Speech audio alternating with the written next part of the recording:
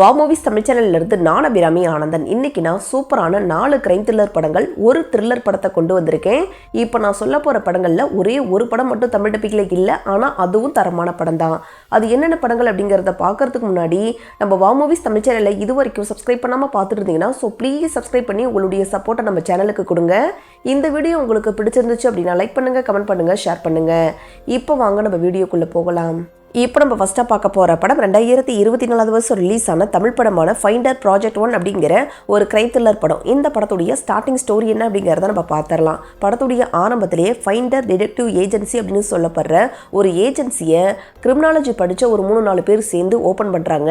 இந்த ஏஜென்சி இவங்க ஓப்பன் பண்ணுறதுக்கான காரணமே இப்போ ஜெயிலுக்குள்ளே பண்ணாத தப்பை பண்ணிட்டு ரொம்ப வருஷமாக ஜெயில் தண்டனை அனுபவிச்சுட்டு இருக்கக்கூடிய கைதிகளை காப்பாற்றணும் அப்படிங்கிற ஒரு நோக்கத்துக்காக தான் இந்த ஏஜென்சி இவங்க ஓப்பன் பண்ணியிருப்பாங்க. இப்படிப்பட்ட இந்த ஏஜென்சியில் ஒரு பொண்ணு வந்து என்னுடைய அப்பா கிட்டத்தட்ட 7-8 வருஷமாக பண்ணாத ஒரு மர்டர் கேஸில் மாட்டிக்கிட்டு ஜெயில் தண்டனை அனுபவிச்சுட்டு இருக்காரு, அவரை எப்படியாவது ஒன்று காப்பாற்றுங்க அப்படின்னு சொல்லி அழுக இந்த கேஸை அந்த ஏஜென்சி டீமை சேர்ந்தவங்க கையில் எடுக்கிறாங்க. இதுக்கப்புறம் இந்த கேஸில் என்னென்ன மாதிரியான சம்பவங்கள் நடந்துச்சு, உண்மையாகவே அந்த கொலையை யார் பண்ணாங்க அப்படிங்கிறத இவங்க கண்டுபிடிச்சாங்களா இல்லையா அப்படிங்கிறது தான் இந்த படத்துடைய மீதி கதை.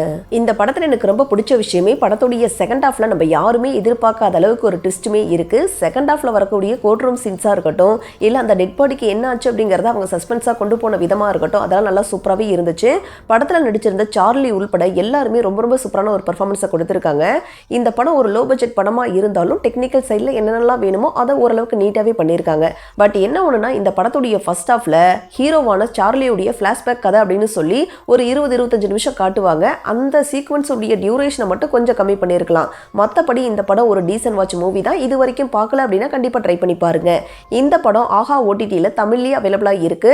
அடல்கனெல்லாம் பெருசாக இல்லை, நீங்கள் தாராளமாக ஃபேமிலியோடையே பார்க்கலாம். இப்போ நம்ம ரெண்டாவதாக பார்க்க போகிற படம் 2023 வருஷம் ரிலீஸ் ஆன மலையாள படமான சாவர் அப்படிங்கிற ஒரு சூப்பரான கிரைம் த்ரில்லர் படம்.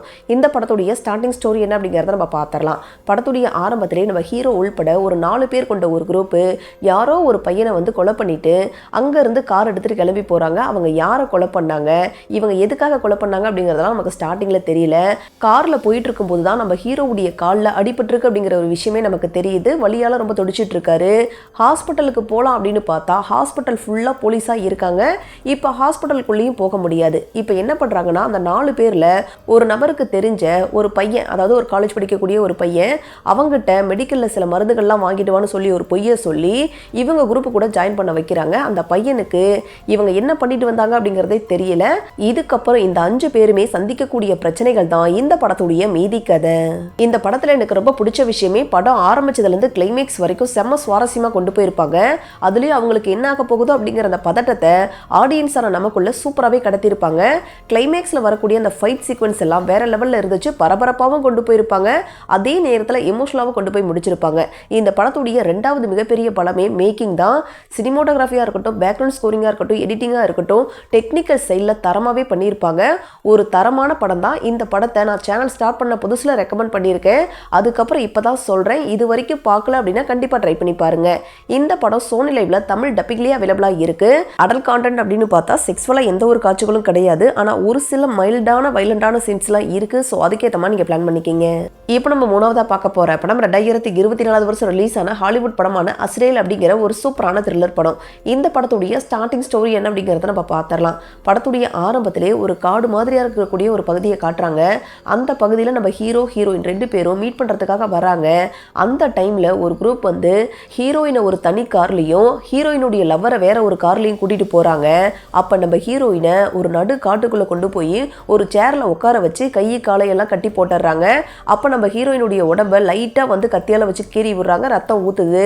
அந்த டைமில் இவங்க எல்லாருமே பின்னாடி திரும்பி நின்று ஏதோ ஒரு மந்திரம் மாதிரி சொல்லிட்டு இருக்காங்க. அப்போ முழுசாக ஜோம்பி மாதிரியும் இல்லைனா வேம்பயர் மாதிரி இல்லாத இது 2ம் கலந்த மாதிரி ஏதோ ஒன்று நம்ம ஹீரோயினை நோக்கி வந்துட்டு இருக்கு. இதுக்கப்புறம் நம்ம ஹீரோயினுடைய வாழ்க்கையில் அன்னைக்கு நடக்கக்கூடிய சம்பவங்கள் தான் இந்த படத்துடைய மீதி கதை. இந்த படத்துல யாருமே பேசவே மாட்டாங்க, சைலண்டாவே போகக்கூடிய ஒரு படம். ஆனாலும் நல்லா பரபரப்பாவே கொண்டு போயிருப்பாங்க. படம் ஆரம்பிச்சதுல இருந்து கிளைமேக்ஸ் வரைக்கும் நல்லா த்ரில்லிங்காவே கொண்டு போயிருந்தாங்க. கிளைமேக்ஸ்லாம் கொஞ்சம் வித்தியாசமாவே இருந்துச்சு. ஒரு சில காட்சிகளை எல்லாம் செம பரபரப்பாவே கொண்டு போயிருந்தாங்க. ஒரு சூப்பரான படம் தான். இது வரைக்கும் பார்க்கல அப்படின்னா கண்டிப்பா ட்ரை பண்ணி பாருங்க. இந்த படம் அமேசான் பிரைம்ல தமிழ் டப்பிங்லயே அவைலபிளா இருக்கு. தமிழ் டப்பிங்கே தேவைப்படாது, ஏன்னா இந்த படத்துல யாருமே பேசவே மாட்டாங்க. IMDbல இந்த படத்துக்கு ரேட்டிங் கம்மி தான். ஆனா என்ன நம்பி நீங்க தாராளமா இந்த படத்தை நீங்க போய் பார்க்கலாம். அடல்கனடை பொறுத்த வரைக்கும் செக்ஸுவலா பெருசா எந்த ஒரு காட்சிகளும் கிடையாது. ஆனா ரத்தம் தெறிக்க தெறிக்க வைலண்டான காட்சிகள்லாம் எக்கச்சக்கமா இருக்கு. ஸோ அதுக்கேற்ற மாதிரி நீங்க பிளான் பண்ணிக்கிங்க. இப்போ நம்ம நாலாவதாக பார்க்க போகிற படம் சவுத் கொரியன் படமான த சேசர் அப்படிங்கிற ஒரு சூப்பரான ஆக்ஷன் கிரைம் த்ரில்லர் படம். இந்த படம் ரிலீஸ் ஆனது என்னமோ 2008 தான். ஆனால் போன வருஷம் தான் இந்த படத்தை தமிழ் டப்பிங்கே பண்ணியிருக்காங்க. சரி, இந்த படத்துடைய ஸ்டார்டிங் ஸ்டோரி என்ன அப்படிங்கிறத நம்ம பார்த்துடலாம். படத்துடைய ஆரம்பத்திலே நம்ம ஹீரோவை காட்டுறாங்க. நம்ம ஹீரோ இதுக்கு முன்னாடி எக்ஸ் போலீஸ்மேனாக இருந்துட்டு இப்போ பொண்ணுங்க புரோக்கராக இருக்காரு. கஸ்டமர்கிட்ட பொண்ணுங்களை அனுப்பி வைக்கிறது தான் இவருடைய வேலை. அந்த மாதிரி ஒரு நாள் ஒரு பொண்ணை வந்து ஒரு கஸ்டமர்கிட்ட அனுப்பி வைக்கிறாங்க. ஆனால் அந்த பொண்ணுக்கு என்ன ஆச்சு அப்படிங்கிறதே தெரியல. திரும்ப அந்த பொண்ணு வரவே இல்லை. ஸோ இப்படி இருக்கும்போது கொஞ்ச நாள் கழிச்சு திரும்பவும் அதே கஸ்டமர் கிட்ட இருந்து நம்ம ஹீரோவுக்கு ஒரு ஃபோன் கால் வருது, இன்னொரு பொண்ணை அனுப்பி வைக்க சொல்லி. அப்பதான் நம்ம ஹீரோவுக்கு ஞாபகம் வருது, ஓ இந்த ஆளுகிட்ட தானே போன டைம் அந்த பொண்ணை அனுப்பி வச்சோம், அந்த பொண்ணு தானே இப்போ காணாம போச்சு, இந்த தடவை அவனை கையும் களவா பிடிச்சே தீரணும் அப்படின்னு சொல்லி ஒரு பொண்ணை வாலண்டியரா அவனுடைய வீட்டுக்கு அனுப்பி வைக்கிறாங்க. நீ அவன் வீட்டுக்கு போனதுக்கு அப்புறம் அவன் வீடு எங்க இருக்கு, அவனை பத்தின டீடைல்ஸ்லாம் எனக்கு ஷேர் பண்ணு, நான் அவனை எப்படியே அவனை பிடிச்சாரு அப்படின்னு சொல்லி அனுப்பி வைக்கிறாரு. அங்க போனதுக்கு அப்புறம் தான் அந்த பொண்ணுக்கு ஒரு விஷயமே தெரிய வருது, அவன் ஒரு சைக்கோ சீரியல் கில்லர் அப்படிங்கிற ஒரு விஷயம். இதுக்கப்புறம் இந்த கதையில நடந்த சுவாரஸ்யமான சம்பவங்கள் தான் இந்த படத்துடைய மீதி கதை. இந்த படத்தில் எனக்கு ரொம்ப பிடிச்ச விஷயமே ஸ்டார்டிங்லேருந்து கிளைமேக்ஸ் வரைக்கும் செம்ம பரபரப்பாக கொண்டு போயிருப்பாங்க. படத்தில் வரக்கூடிய அந்த சேசிங் சீன்ஸ்லாம் சூப்பராகவே இருந்துச்சு. கிளைமேக்ஸ்லாம் வேற லெவலில் இருக்கும். படத்தில் நடிச்சிருந்த ஹீரோவாக இருக்கட்டும் இல்லை வில்லனாக இருக்கட்டும், ரெண்டு பேருமே வேற லெவல் பர்ஃபார்மன்ஸை கொடுத்துருப்பாங்க. ஒரு சூப்பரான ஒரு தரமான படம். இது வரைக்கும் பார்க்கல அப்படின்னா கண்டிப்பாக ட்ரை பண்ணி பாருங்க. ஆக்சுவலாக இந்த படத்துடைய கதையிலேருந்து இன்ஸ்பயர் ஆகி தான் 2024 வருஷம் தமிழில் ஒயிட் ரோஸ் அப்படிங்கிற ஒரு படத்தை எடுத்திருப்பாங்க. அந்த படம் பார்த்தீங்கன்னா சேசர் படம் அளவுக்குலாம் ரொம்ப சூப்பராக இருக்காது. ஒரு டைம் பாஸ் கேட்டகரி பார்க்குற மாதிரியான படம் தான். இந்த சேசர் படத்தை நீங்க பார்க்கணும் அப்படின்னு நினைச்சீங்கன்னா அமேசான் பிரைம்ல தமிழ் டப்பிங்லயே அவைலபிளா இருக்கு. அடல்கனடை பொறுத்த வரைக்கும் ஒரு சில காட்சிகள் இருக்கு. ஸோ அதுக்கேற்ற மாதிரி நீங்க பிளான் பண்ணிக்கிங்க. இப்போ நம்ம லாஸ்ட்டாக பார்க்க போகிற படம் 2011 வருஷம் ரிலீஸ் ஆன சவுத் கொரியன் படமான சைலன்ஸ்ட் அப்படிங்கிற ஒரு சூப்பரான கிரைம் த்ரில்லர் ட்ராமா மூவி. இந்த படத்துடைய ஸ்டார்டிங் ஸ்டோரி என்ன அப்படிங்கிறத நம்ம பார்த்துடலாம். படத்துடைய ஆரம்பத்திலேயே காது கேட்காதவங்கலாம் படிக்கக்கூடிய ஒரு ஸ்கூலை காட்டுறாங்க. அந்த ஸ்கூலில் நம்ம ஹீரோ வந்து டீச்சராக போய் ஜாயின் பண்ணுறாரு.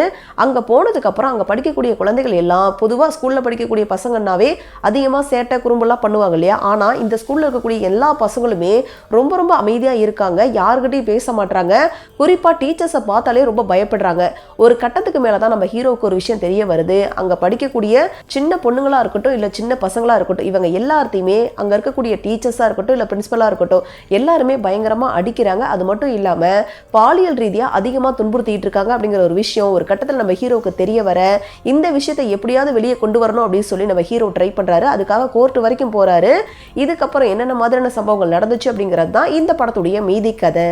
இந்த படம் ஒரு உண்மை சம்பவத்தை பேஸ் பண்ணி எடுக்கப்பட்ட ஒரு படம். படத்துடைய ஃபர்ஸ்ட் ஹாஃப்ல அந்த குழந்தைகளுக்கு நடக்கக்கூடிய சம்பவத்தை காட்டுவாங்க. செகண்ட் ஹாஃப்ல கோர்ட் ரூம்ல வரக்கூடிய சீன்ஸ் எல்லாத்தையுமே ரொம்ப ரொம்ப உண்மைக்கு நெருக்கமாவே எடுத்துட்டு போயிருப்பாங்க.